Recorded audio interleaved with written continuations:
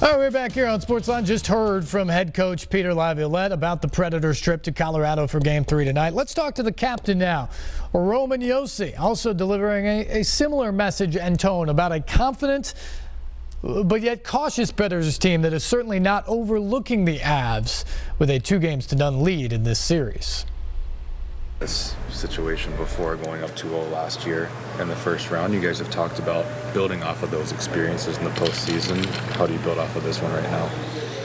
Well, I think just realizing how big of a Game 3 is. I mean, those first 2 games were really tight, really competitive, and we're definitely in a good spot winning the 2 home games. But yeah, we know they're even going to play better in Game 3 at home, and yeah, I think just from last year.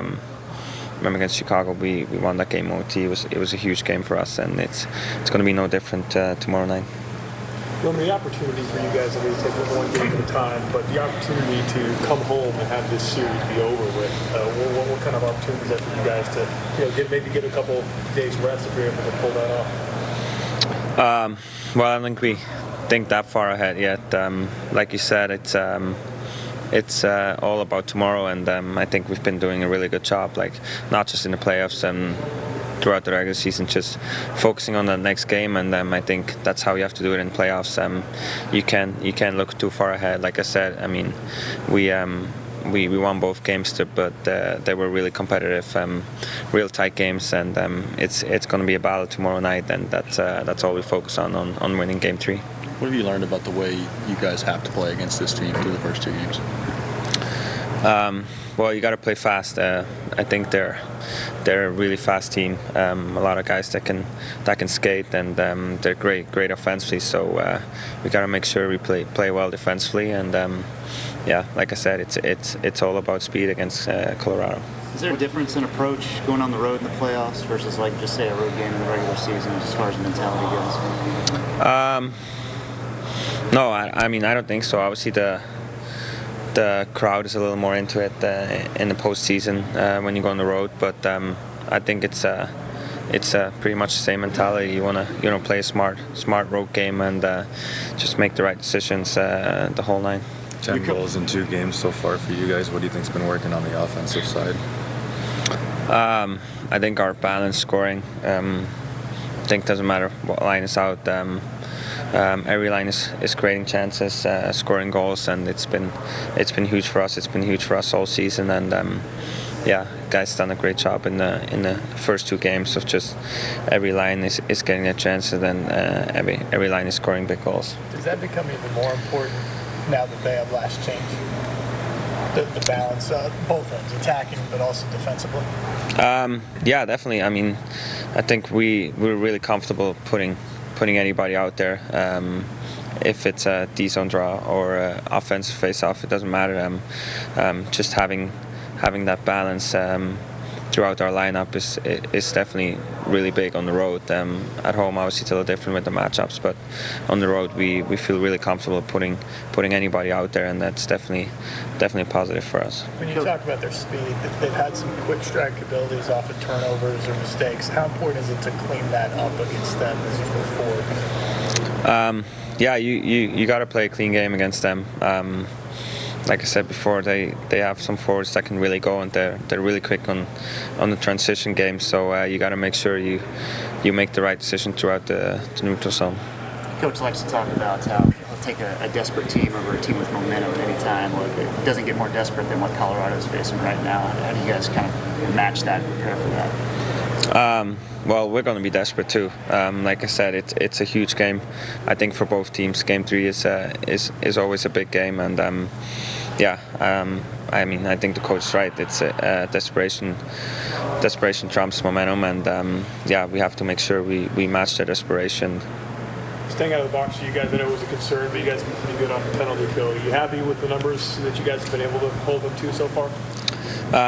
Yeah, I mean, they're dangerous power play. They have a really skilled power play, and obviously our main goal is to stay out of the box, stay disciplined, because they're always dangerous. But I thought we've been doing a pretty good job on the penalty kills so far, and obviously Pekka's been great in net, and he's always our best penalty killer.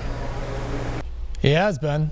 Needs to be even a little bit better, though, as the Predators move out throughout the course of the playoffs. Roman Josi there, the captain, of course.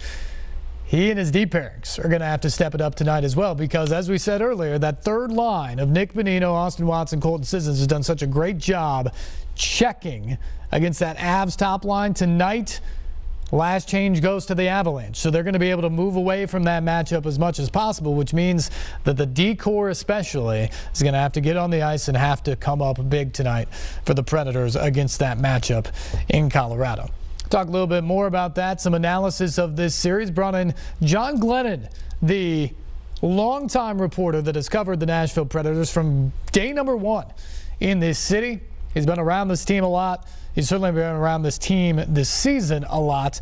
And he joined John Burton and myself last night on the Electric Power Company Sunday Sports Central to talk about the Predators and Avalanche in round one here of the playoffs.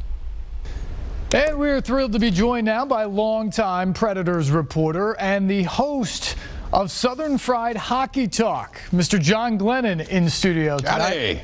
John, you have covered the Predators since day number one, so you've seen the evolution. I caught it funny in these first two games. The Predators win, yet some people are disappointed up 2-0 in a series because they think they need to play better. It's kind of a sign of the times, I think, the raised expectations we see of the Nashville Predators. You know, a year ago at this time, of course, we didn't think the Predators were necessarily going to be around after the first round. Here we are a year later.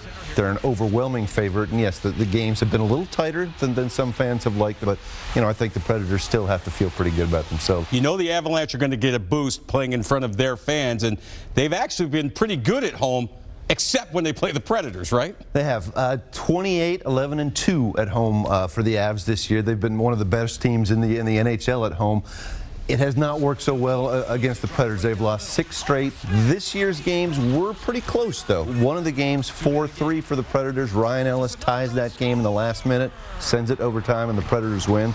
The other game, the Preds win 4-2, but we're trailing in that game 2-1, so they weren't easy games. The Predators have won 12 straight overall against the Avalanche, and one of the big keys to me, John, is everybody talks about the top lines, but it's been the third line of the Predators defensively and even offensively in this series, which has matched up and even exceeded the production of the Avs top line. They really have. Things didn't really go so well for the Predators when they used the first line against Colorado's first line in that first game.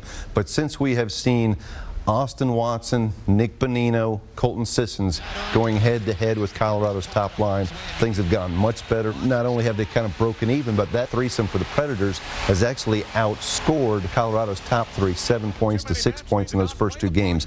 And if you're the Colorado Avalanche and that first line isn't dominating, you're not going to win. Not always just about scoring, of course. Special teams has played a big role so far in this series. Preds penalty kill has held Colorado to just 1 for 8 on the power play, but you're kind of playing with fire there, aren't you? If you're the Preds, you got to stay out of the box because we all know the Avs have some snipers.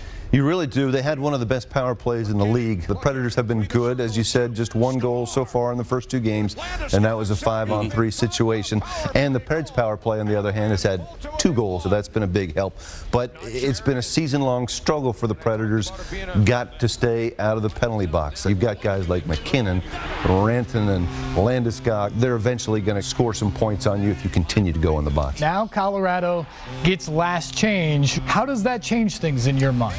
That is a key question, I think, because as we talked about, the Predators in the first 2 games used that third line very often against Colorado's top line, and it worked very well. But in Colorado, the Avs are going to be able to move that first line away from Nashville's big checking line.